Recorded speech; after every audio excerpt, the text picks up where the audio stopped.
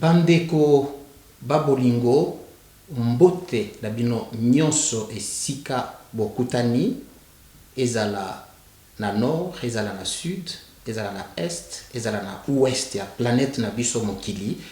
Mbote mingi po masolo na memeli bino lelo na ba réseaux sociaux to profiter na ngo po moment oyo ya internet et puis si que tokoka ko comprendre maye mingi tozalaki ko comprendre te na ndenge ya politique ya mboka na biso République démocratique du Congo.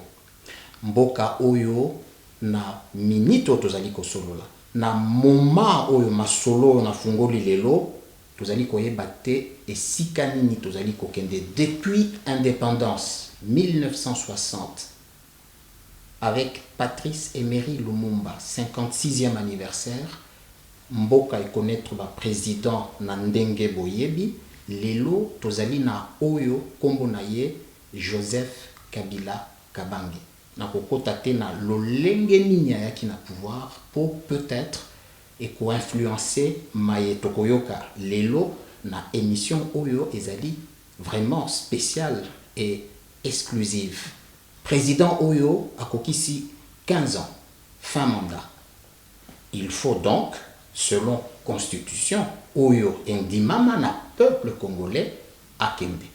Mais eloko yango ezali kosalema na ndenge moko oyo bino moko bozali kolanda bapaya bazali kolanda ba congolais bakomi kokufa, c'est-à-dire bazo comprendre très bien ce qui se passe. Na émission ya lelo na yambi bato mibale boko découvrir bango bakoyebisa ngai bazali banani po to comprendre na esika otokomi ya suka ya mandat président Joseph Kabila Kabange pourquoi netikaka tokokende na ndenge ya mabe bato bakokufa lisusu bato mibale oyo ya lelo bo comprendre tia na bango kamera na ngai ekolakisa bino ezali mwasi na mobali. Alors présentation na élégance na ngai na kolinga mwasi nde à se présenter na mama mbote mingi ndeko journaliste. Est-ce que kokiko se présenter? Ngai nazali congolaise kombo na ngai Nabintu Kamere Espérance. Nabintu Kamere Espérance. Pembeni na yo mwana mobali mbote. Mbote ndeko Christian Ilunga mwana bute. Ya yo kombo nani? Ngai kombo ezali Moïse Bonina. Donc nazali camériste. C'est-à-dire camériste mutu oyo asutenaka Kamere. Voilà. Vital Kamere. Voilà, je suis le soutien direct de monsieur Vital Kamere. Alors, yambo to comprendre différence ezali entre binomi balé, mama apporté kombo ya Kamere, la lingi tozonga na yo mama, Espérance Nabintu Kamere. Eza kaka lokola kimagina ndenge babengaka na Swahili homonymie eza boza bandoi ou bien moi relation ezali entre yo na Vital Kamere. Vital Kamere nangai tant sous relation ezali mais lelo soki na e awa na e pona batute na e poto solola makambo eza na mboka na biso République démocratique du Congo nde tina oyo nga na e awa tina oyeli quand même quelque part ba we bazali kolanda biso ba découvrir même soki olobi yango polele te que Kamere ezali mais Kamere siko ya Moïse Bonina yo camériste différence nini entre binomi balé? Ben yoza déjà Moïse Kamere était vous allez ni Moïse Katumbi te mais Moïse Bonina alors qui camériste na yo tu vois ki camériste na ngai euti na moto oyo ngai na poni qui est Vital Kamere oyo azali na makanisi ya malamu mpona mboka azali na bosolo na kati na ye pe azali moto oyo alingi mboka ndango ngai natali namoni moto oyo esengeli ngai na landa ezali Vital Kamere yango omoni nazali kolanda Vital Kamere et puis nazali sima na ye pona ko soutenir ye na baide azali na yango pona mboka baide na ye pona mboka ezali na parti na ye UNC différence sozo salango ndenge nini bomoto na yo Moïse Bonina camériste, mais UNC au Tiango Wapi. Il est président et à UNC. Vital Kamerhe Azali, président, il y a toute une institution qui est son parti UNC. Ben, ngai nazali ko faire partie na kati ya parti ya Vital Kamerhe parce que na kati ya parti nous avons un secrétaire adjoint, il y a toute une administration. Tokozongele yango, mais et loko tu vas constater quand même ça extraordinaire, c'est que tozana Moïse qui n'est pas Katumbi, tozana Nabintu Kamerhe qui n'est pas camériste, yo maman yo za camériste était oza pona UNC ou bien pona Congo ndenge na yo qui on dirait yo ye pour parler du Congo. Espérance Nabintu Kamerhe. Premièrement, d'abord, na émission on a invité Bino. Nga mutu na invité Bino. Merci. Eza pona solo la makambo yelekana na mboka na biso République démocratique du Congo. Kozala camériste nazali camériste de naissance. Ah, donc pour le moment on lobi polele qui besoin na ba relation en famille. Azali nani na yo? Azali ndeko nanga mobali. Grand frère. Exact. To sangisa kalingala na français. Mais wana ezali na ndenge ya batu. Mais lelo na epona solo la masolo ya batu te, na epona solo la masolo ya ekolo na biso. Ekolo na biso oyo ezali na mikakatano ya kosakana te na uti kolobango na introduction depuis 1960 lelo on dirait moyen te tala ndenge bana ba kenda bisika na mokili ba diaspora ba réfugiés ba ceci tout simplement parce que na mboka na bango bazali ko profiter te na ba richesse oyo mokeli atia na Congo. Bana Congo ba komi kokele là, ce n'est pas normal.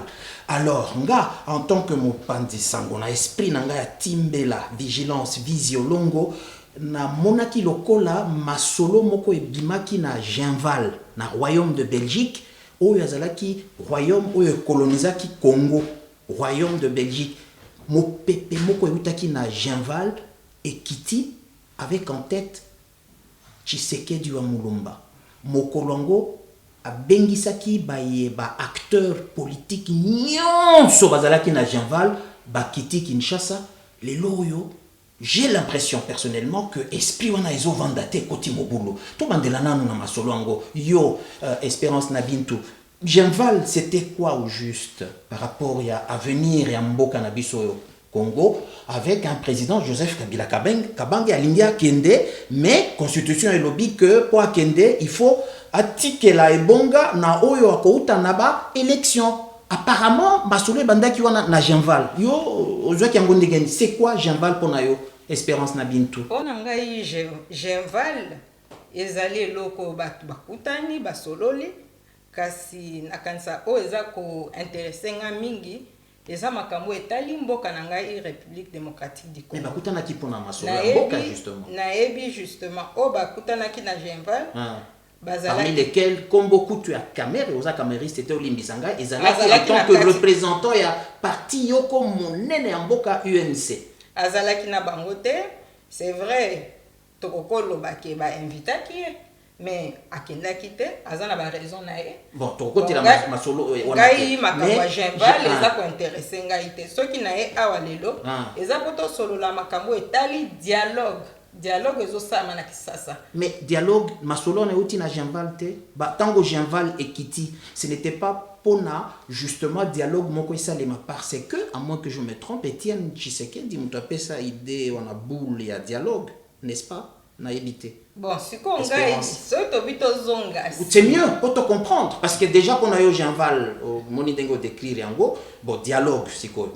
De Genval au dialogue Lebisika onga na lingi peuple na biso ekoka ko comprendre parce que là batozo comprendre que bien te na moni que moi confusion mo bezo kota na kati ya mitu ya batu to ebike to bandaki na dialogue ba senga to sa dialogue pa Joseph Kabila ou aza président na biso avant Genval ou après Genval avant ou après mina ebike ça fait plus d'un an avec Osenga dialogue salam pour nani azai ko senga dialogue mama Espérance alobaki pour ba comprendre justement alobaki basa la dialogue président de la République alobaki pour nani ni dialogue eza alobaki basa dialogue pour basa na élection apaisée et transparente.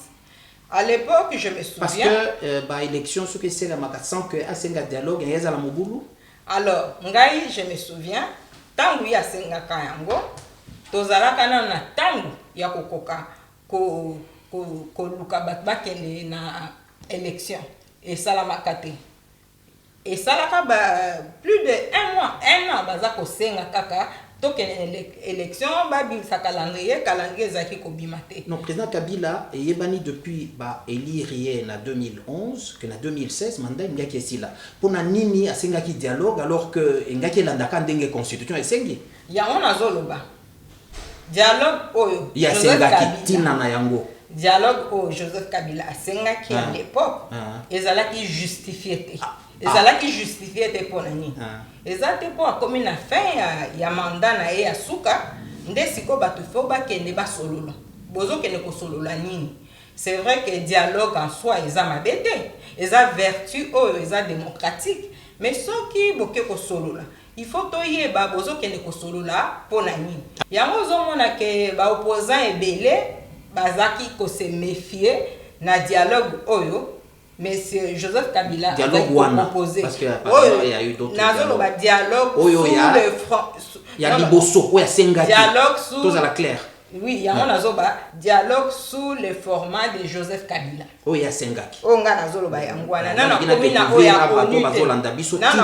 oya onite nazo remonter toyeba origine voilà très bien alors erwana ye koto alobi non tokende na dialogue po tobongisa ndenge ni élection kosalama azaki na tangu nyonso ya kobongisa fichier toyebi lelo ke fichier eza corrompu soki à l'époque babandaki déjà nettoyer fichier wana bazalaki na plus de 15 mois bakokaki nettoyer yango pe convoquer élection basalaka yango te après sikoyo tangu dialogue oya mibale koya c'est vrai pour na nini ya mibale oya mibale parce que oya liboso d'abord oyo s'opposaki na dialogue ya Joseph Kabila bazali opposant nani moi toyeba na okiko pesa est-ce que Kamere azalaki parmi oyo s'opposaki na dialogue wana aboyaki yango na tina que azalaki ko se méfier na dialogue ya Joseph Kabila pona ye ezalaki dialogue piège bon ezalaki dialogue pona kokende kopesa Joseph Kabila 3e mandat alors nalingi pour que Moïse camériste akokape ko intervenir avant to la 2e dialogue Moïse Bonina maman Espérance otu koloba c'est le président Kabila justement qui a convoqué dialogue à Liboso mais tina au moins discussion zali tina ezala qui pena clarté yango wana s'opposa qui na yango parmi s'opposa qui Kamere en tant que Kamere mais mokonzi ya UNC alors yo Bonina soutien ya Kamere ya bisangai tango Kamere ya boyaki dialogue wana pona yo ezaki pona personnellement d'abord dialogue à Liboso pourquoi il y a eu dialogue donc il y a eu une élection en 2011 il y a eu de la tricherie publication et résultat de l'élection et là qui contesté par la classe politique qu'il y a eu des tricheries bulletins de vote et quand qui partout nous sommes en Afrique du Sud alors il y a une crise politique tout ça qui une crise il y a légitimité donc le pouvoir ya Kabila ezala qui discuter parce que l'élection ezala qui na tricherie na. Est-ce que ce n'est pas pour ça maman Espérance Nabintou que Kabila a demandé qu'il y ait dialogue parce que à Seranda qui compte que contesta qui élection na ye légitimer yango na ndenge ya bien te même si communauté internationale endimaki yango na asali mandat na ye tant que komi avant asukisa yango alobi azomona danger parce que est-ce que ça n'est pas un motif valable, maman Espérance Nabintou? En tout cas, personnellement... Parce que là, il y a au moins à Tanguy Tina. Moi, je n'ai pas posé la question à Joseph Kabila, effectivement. Mais, Nandenge Lobeli, j'ai l'impression que ça aurait pu être motif aussi. Il y a dialogue au Kabila Convokaki. Alors, Ngaï n'a pas répondre autrement, n'a pas loba. C'est vrai, après 2011, tant qu'on a publié le résultat à l'élection présidentielle, fraude et mon anaki ezalaki mingi résultat ezalaki contesté depuis nani publication wana opposant ebele basengaki bandeko nyonso baya basolola c'est à cette époque là nde bazali kosenga ye dialogue 2011 dialogue ezaki te 2012 dialogue ezaki te 2013 2014 ne bosituki alors comme on a fait un mandat en 2016, non, quand même, entre nous. Il y a un autre qui est proposer un dialogue alors que nous sommes dans un an. Aux hommes, on a que quelque part, on soupçonner autant de la bonne foi, mais moi, je dis parce que ça faisait quand même 4 ans qu'on courir derrière yo. Alors, Bonina, aussi, ça c'est quoi motif yangona dialogue bobo yango. A proposé à mi balete. Oui, ami Balé, et ça, Joseph Kabila Moutou a proposé, on doit expliquer les choses correctement. Raison population n'a et comprendre. Nous sommes là, c'est pour dire la vérité à notre population. Dialogue Oyo, ezali dialogue sous le format ya ONU. Ezali dialogue Oyo, ezali ko respecter résolution 2277, il y a Conseil de sécurité, il y a Nations Unies.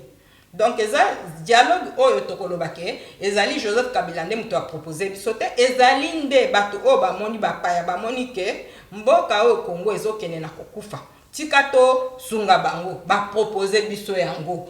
Eza dialogue oyo ezali ko tenir na résolution na lobby, loko na ngaka na loba ezali que comment on a que dialogue oyo mais c'est Joseph Kabila zai ko proposer zala qui contester bato belé ba se méfier ki nango bon comment on a fait que toza susu na ngonga ibele te date ya le 19 septembre zai ko poussana ba oyo siko nani oni est proposé biso et recommandé biso dialogue oyo ezali à 2277 plus panel ya expert na soutien ya processus électoral.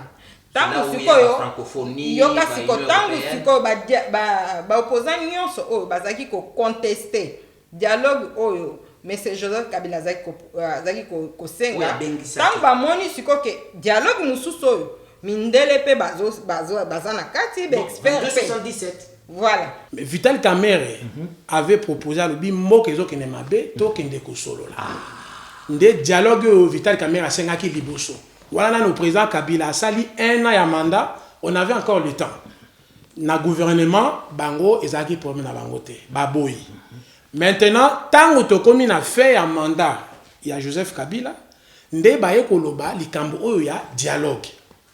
Pe dialogue ango ezali nini o biso na biso ba congolais to ko solola, toza na besoin ba payate. Wana boulia Joseph Kabila. Wana boulia gouvernement. Il y a Joseph Kabila. Moi, je parle de l'institution Mobimba. Parce que Joseph Kabila, c'est un individu. C'est garant. Voilà, garant à la nation. Apparemment, ce que tu as dit, Maman Espérance, s'il s'était aperçu que le problème c'est peut-être des substances qui sont discuter dans le dialogue. Voilà. Ou bien bon côté. Oui, apparemment, il s'était rendu compte. Mais donc, il est bien parce que quand même, déjà. On a encore le temps. D'accord. Voilà. Tous encore on attend, on a encore le temps. Tant que makambo komi kokende de plus en plus mabe, nde aye ko convoquer dialogue. Dialogue wana oya convokaki alobi tous a besoin ya ba payate. Voilà. Biso na biso ba na mboka to solo la caméra alobi oh. Biso mbale to bundi. Tokene na tribunal bongo yo komi juge yo posa na infraction na ngai siko tokene osamba yo sambisa ngai te dialogue wana ngai na kokota te nde dialogue aboyi dialogue caméra boyi dialogue format Kabila oto bana ko benga ngoma de in kingakati koma biso mbale to bundi bongo yo za la juge dialogue wana caméra lobi ngai na kokota te UDPS basalaki ba corps caché bango na majorité parce que problème ya Tshisekedi de l'obadwaye bakate problème ya UDPS ezali Tshisekedi comme ya zaka toujours na posa baki ba élection ezali volé ya lobi ba solo la na Kabila ba signer ba accord au toujours kazalaki na Venise na Italie na Monaco na partout na hôtel de luxe ba sali ba papier ngo na kasi ba tinyo surtout bazana ngo circuler na ba réseaux sociaux ba signer ba accord oyo Tshisekedi alobi il a une transition na délai il y a 3 ans sans à demander avis à la population. C'est comme si Congo a qui propriété privée il y a Tshisekedi a qui a signé d'accord à lobby il est fois à la chef il y a transition. Non, ça ce n'est pas possible sauf tant que caméra lobby dialogue wana oh il y a format Tshisekedi il y a Kabila biso to kokotate. Ndi ozomona même différence na ngina sala parce que bato bazo loba caméléon. Lobby parce que j'ai des amis qui m'appellent mais ndenge ni caméra lobby aloba ki non na dialogue bongo lelo alobi oui à moins que bo ya pour comprendre ou bo za na mauvaise foi. Caméra n'a jamais dit non au dialogue. Caméra boya ki dialogue format Kabila. Mais tant au format il y a 2277 yé. Et résolution il y a Nations Unies. Et où tu es pas il y a ba occidentaux. Et qui est par la Belgique na Genval toté. Non ba pesaki na ba acteur. Papa, il faut pas oublier que Vital Kamerhe a un poids politique dans le Congo. Parce que Vital Kamerhe n'a pas élection il y a 2011 abimaki troisième personne alors que son parti n'avait qu'un an d'existence. Vital Kamerhe aza muto yo lalo la mukite obibo ya tokutana sur base de quoi? Vital Kamerhe aza na bateau balandakaye, il a un poids politique. Yango on a difficulté entre UDPS et UNC parce que UDPS c'est balé ko jouer rôle il y a père Fouettard, les dieux tout puissants, on a besoin de personnes. Mais Vital Kamerhe azali muto yo aza na ba conviction, c'est quelqu'un qui a une vision, aza na volonté et puis aza na bateau yo UNC c'est si pas parmi les 2 ou 3 partis où c'est le seul parti qui est implanté dans toute l'Europe, voire même dans le monde. Mais si koyo ndoi na yo na côté à prénom na yo Moïse Katumbi ayeko kita na masolo siko ya Genval par rapport à yo camériste monaki moni lokola ozo reconnaître Genval te mo pepe onga na monaki lokola et utaki na résolution insufflée 2277 wana ayo lamba yango siko na Genval tichi likolo mais caméra kenda kite Moïse noyi na yo peut-être indirectement zotanga KTB etc. Bon na habité là moi polele Genval kona yo avant nous tomons na Genval wana tomona ki ba raconte Salamaki KTB Katoto ba Moïse Katumbi Félix Tshisekedi na Francis Kalombo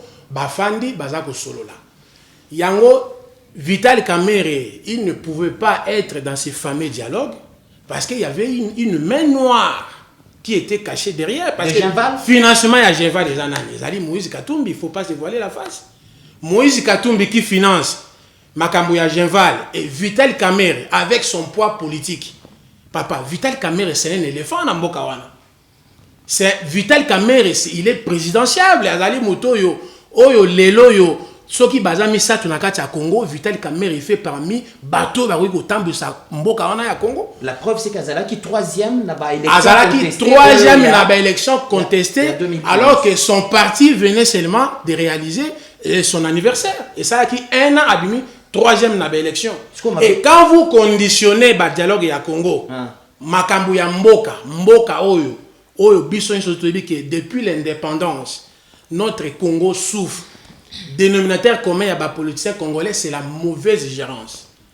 Oyo, ce qui est na brevet, na ba docteur, na ba licencié, na matière ya mauvaise gérance na Congo. Moïse Katumbi a sali 6 mois en opposition. Il a des comptes à rendre avec le peuple congolais.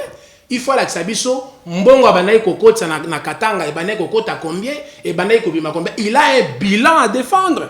Et c'est Moïse Katumbi oyo lelo Tshisekedi akoya avec son histoire politique qui va conditionner le Congo na triomphal que soki rien ne se fera au Congo sans Moïse Katumbi papa. Na habité nous sommes dans quel monde? Moïse Katumbi c'est un citoyen congolais mais il est qui? Pourquoi Tshisekedi doit conditionner le Congo na venir à Moïse Katumbi? Bon, il y a une ambiguïté, il y a un flou. Non, mais est-ce que ça n'est pas parce que Soki Etienne Tshisekedi ou Mulumba a confiance en Moïse Katumbi, ce n'est pas pour Nambongo Naye, c'est peut-être pour Zarangabatu Mibale, Moko, Atangite, Mosusu, Atangi, Vital Kamerhe, Bangonyo se Mibale, Yangwana, Mopepe à Genval et Kitaki Kinshasa devant Kabila pour qu'ensemble na dialogue, ma solo et Salema. Pourquoi ça ne marche pas na Congo depuis 1960? Oyo azana pouvoir, naba militaire, na nyon so alobi to vanda bozo boya konani. Mopepe à Genval et Kitaki na Congo. Kitaki d'abord Tshisekedi soka ye a boya ka Vital la pembe na parce que Vital Kamerhe azali réaliste. Vital Kamerhe ce n'est pas un sous-traitant.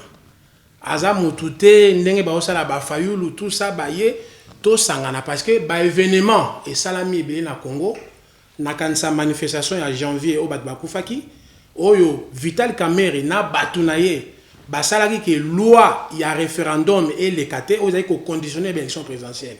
Donc Vital Kamerhe a un point politique. Genval tango longo na kata Bruxelles et Kinshasa. Bon, tout le monde sait il y a maramba robombate. Tout le monde est d'accord, tu veux dire. Tout le monde bazalaki bazalaki sima ba proti sekedi ba sous-traitant na Kamerhe. Non, Kamerhe n'était pas de la partie. Kamerhe pas d'accord ou pas d'accord? Kamerhe Mopepe à Genval Lolenge Kitaki le 27 septembre. Mopepe à Genval Lolenge Kitaki, si ça pouvait être l'une des solutions, Kamerhe azo lukaka ateyaz à la présidente. C'est que Kamerhe cherche, c'est-à-dire Congo et Kende Malam. Kamerhe c'est pas un égoïste. Meeting à le 31 Azalaki Tote Kamerhe. Meeting à le 31 physiquement Azalaki Tote, mais son parti était là. Ça veut dire qu'Azalaki n'a pas réserve. Non, Kamerhe Azalaki n'a pas réserve était parce que Kamerhe Azalaki n'a investiture il y a Hillary Clinton. Yango salari qui est absence valable pour la masolo lokola. Oui, mais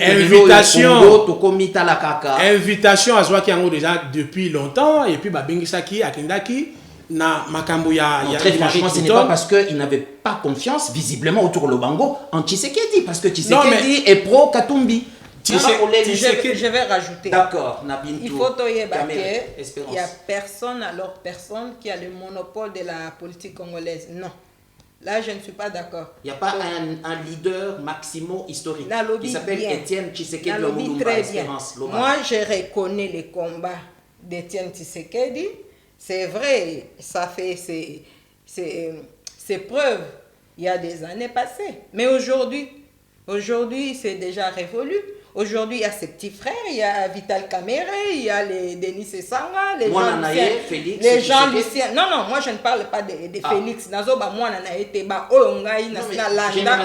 Non, ngai nazali mutu oyo nalinga kotika la objectif. D'accord. Donc Denis Sesanga nasina yoka banalise na ye. Jean-Lucien Boussa ezate po azali ene na ngai na économie. Non, mais na yebi ndeni ya rezonaka. Vital Kamerhe azaki assistant na Unikin na université à Kinshasa na yebi ndeni a fonctionnaka. Jean-Claude Vwemba na yebite na yebisio que puisque Tshisekedi a déjà fait son temps, lelo oyo génération eye lelo ba petit frère na ye ba Vital Kamerhe ba Denis Sesanga ba nazotanga maman oya mwasi pe Eve Bazaiba oui. Yepe lelo soko lobi na politique ya batona lelo yango nde il faut peuple elanda po mboka na biso keneli. Mais le 31 seulement raison valable élection ya Hillary Clinton oku tutoyebite. C'est vrai que nandenge tozo sala émission nenge match ezokende peut-être que pour la première fois moi si akokonza mokili na ndenge ya États-Unis d'Amérique peut-être, mais qui vivra verra. Donc, Vital Kamerhe, ce n'est pas n'importe qui. Oyo fanda boyo lalo la moki lobino boya na simananga me bakoya sous quelle forme? On a comprendre ngo polele très bien. Maintenant ngina lebisa na yebisa yo. Vital Kamerhe, Tshisekedi, rassemblement bazali sikoyo devant Mutumoko Boye, Joseph Kabila Kabange, azana fungola ya pouvoir. A constater le lenge bozali kosala wana boyoka niezate. Alobi boya na dialogue tosolola entre bisomoko. Sikoyo nakanisi nde place dialogue oyo mosusu e botami na ebite espérance ndenge zolanda wana efungwami finalement nde Edem Kodjo lokola facilitateur. Mais et bloqué les sous-ndengenini. Même Étienne Tshisekedi finalement ne reconnaît plus Edem Kodjo. Je comprends pas. Espérance Nabintou. Donc, on a expliqué pourquoi les lobby baboya qui dialogue à Joseph Kabila, les lobandimi oya. C'est-à-dire ceux qui bazali wana. Oui, à Boyaka hier. Parce que c'est là qui sans objet. Mais les lots sont kandimi. Et ça parce qu'azo mona kembo, kezo kenena kokufa. C'est aussi c'est dont se rend compte aussi Kabila Kabange. C'est pourquoi il insiste. En politique, c'est un homme politique responsable. À mon il faut qu'anticiper. sinon te mboka okufa ezokende na kao donc totika bato bakufi ebele namonaki déjà makambo oyo elekanaki le 19 na le 20 septembre dernier en tout cas personnellement eza biloko moko ça fait réfléchir ekokaki kosalema parce que ngai te n'est-ce pas nazoloba peut-être que ekokaki kosalema te soki communication na bino baye bozali kosala politique baparti politique boyebisaka population mozindo ya masolo c'est-à-dire soki le 19 dans le 20 le 17 c'est ni et puis ololi par un communiqué en disant impossible à kosala ba élection c'était peut-être ce jour-là que bato balingaki bakufa mais bazela nini ti le 19 pour que bino ba politicien botika bato bakende na nzela bakufa ndenge bakufaki. Alors ngai il faut na bongisa sika wana bisika toyo kanate parce qu'il faut yeba que dialogue oyo ya résolution 2277 et banaki le 1er septembre yo ozoyebisanga baévénement le 19 ça veut dire que déjà dialogue oyo bapesaki biso na baexpert oyo bakoya mpona kosoutenir processus ya avec Dem Kodjo comme facilitateur mais bamindele mosusu bazalaki baambassadeur bazalaki oui c'est-à-dire mais facilitateur c'est-à-dire entre bato nyonso wana na katikati moto aza maître et Dem Kodjo accepté par tout le monde facilitateur désigné par bisika rôle na ye ezali eza mpona kopermettre bato nyonso baya bafanda basolola mais comment boye rôle na ye comment toboye biso nyonso toboye te eza na baoyo baza na kati lobasikokolele mama Espérance prendre part na dialogue wana entre autres co-modérateur ya opposition Vital Kamerhe aza wana. Pourquoi Vital Kamerhe hier il a dit non, aujourd'hui il dit oui. Oui, voilà. Mais il faut comprendre que format est à mon côté. Ouais, lobby ezala qui format à Joseph Kabila. Oui, il faut dire la vérité au peuple. Oya lelo ezali format ya ONU. Ça n'a rien à voir. Oya lelo ezo senga respect ya constitution. 22 boya troisième mandat ko pesa yango Joseph Kabila. Oya ya hier ezali dialogue onga na loba toujours c'est l'arbre qui cache la forêt. Po tozo e batina nango te, tozo na plus d'un an bolingi to ke dialogue. Mais yo za ki on a depuis 2011. Dialogue et salamité ba contester ba résultat au boy au vent du silence de radio.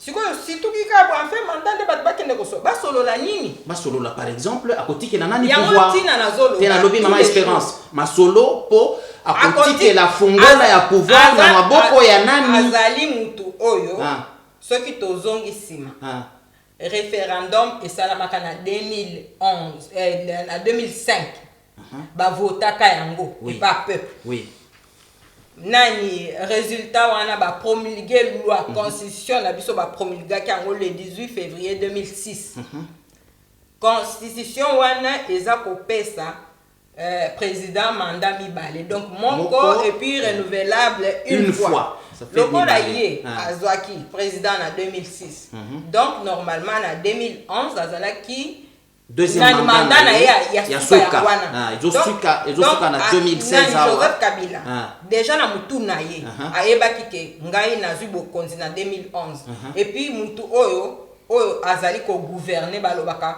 gouverner c'est prévoir et bon depuis 2011 au prévoir te mbongo ezate et puis nga na yebi ke cour de compte na 2012 et pesaka randaka public rapport na bango pour dire que chaque année baza ko tiambongo pembeni pour garantir l'élection à venir. C'est ça. Donc comme en 2014 kota suka 2015 les caisses sont vides et comme donc j'ai un ping-pong entre Seni na gouvernement tozo belo comme côté. Donc bisika to suka kayangwana. Alors ce que bosuki wana ngai tokoki kotika la wa 2 3 4 jours ndenge masolo ezali parce que ezali solo moko na perdre idée na yote mais tango à se rendre compte parce que oti ko énumérer ba problème na lobby non je me mets à la place de l'opinion en tant que Timbela, président Kabila, à se rendre compte que... À se rendre compte en 2015. À se rendre compte en 2015. Tolo Bandenge, oui. À préciser que la lobby kaka, dessin. À se rendre compte en 2015. C'est quoi a proposé pour que na katia dialogue, Makambona et l'Obama clair. Pourquoi Mbongo ezate? Pourquoi Seni Asali et l'autre côté? Oui, mais maman, moi, Longola qui même Seni, Mongo Zala qui wana. Enfin, quand on a vu à Longola qui, c'est-à-dire, il y a eu décision moko esalaki que CNI o ezalaki wana ya abe o ya utaki kokufa ba remplacer et comme équipe mosusu tout ça tango amoni que ezopesa mobulu ba 26 provinces botami ba nini problème kili alingi biloko nyonso wana kosolola yango na kati ya dialogue pour que toyeba pouvoir wana en fin de compte il faut epesa na mutu moko boye auti na ba élection que ça les matin. Est-ce que ce n'est pas nécessaire Bonina que il faut kokota masolo, c'est-à-dire dialogue? Oui, normalement, effectivement, d'ailleurs, il faut kokota masolo parce que to komi devant un fait. Ba élection en temps normal et vous allez organiser le 19 décembre Kabila a la élection. Nous sommes devant un fait. C'est clair et net. C'est clair et net. Et il est banni depuis avant le 19 au et puis, il est banni. Vital Kamerhe, bato ebele bakoyeba mutu wana azalaki nani. Alobi, to solo la, bato bazo benga ya azali traître. Mais, bobimisi bana bato, bakei bakufi. Toyoki mwana moko apoli, mwana Fayulu akufi te, mwana ya Olenga Nkoyi akufi te, mwana ya Tshisekedi azana bomoi, bana ya batu le pauvre congolais ba innocent. Soit bosali révolution, boketi na suka Kabila longwe, mais kosalaka ba à peu près. Ça intéresse personne parce que batu bazo kufa. Kamera lobi bibembe oyo zali c'est des morts de trop. On pouvait éviter.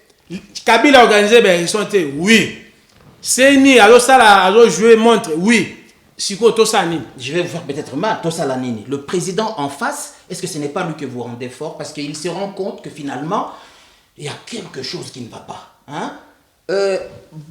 Yangwana, je comprends finalement, en tant que Timbela, au lieu, basala même deuil national, l'olenge basala ki pona Beni, l'olenge basala ki te na Kasai, batubakufaki, asalisi deuil national te andimi angote, communiqué moko par son directeur de cabinet pour nous représenter ma condoléances et Soukiwana, mais à tikali na position ya Masolo, il faut Esalem. Alors, dites-moi, entre nous, peuple, Obino, vous allez représenter d'une manière ou d'une autre.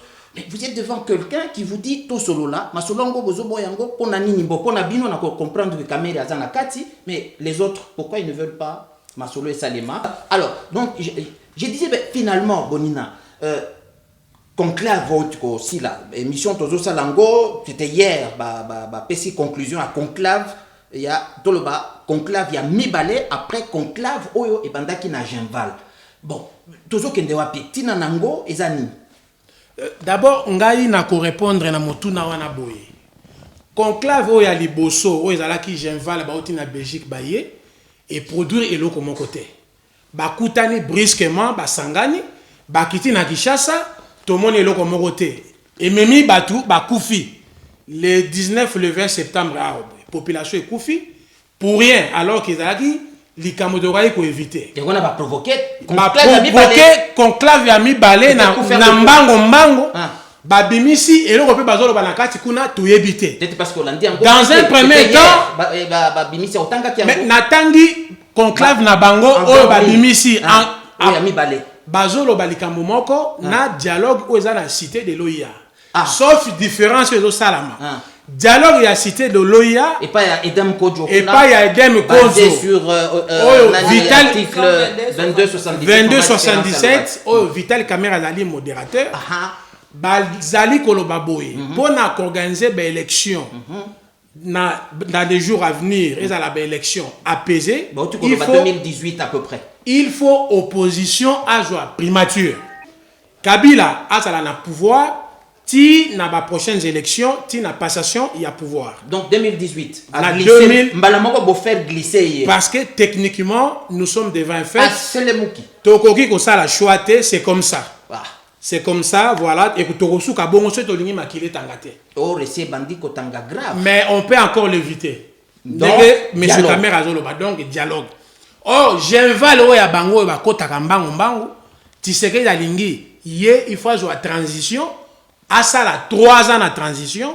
Ce qui a eu transition il faut féliciter Tshisekedi Tshilombo à la première ministre. Cela veut dire Namboka Oyo.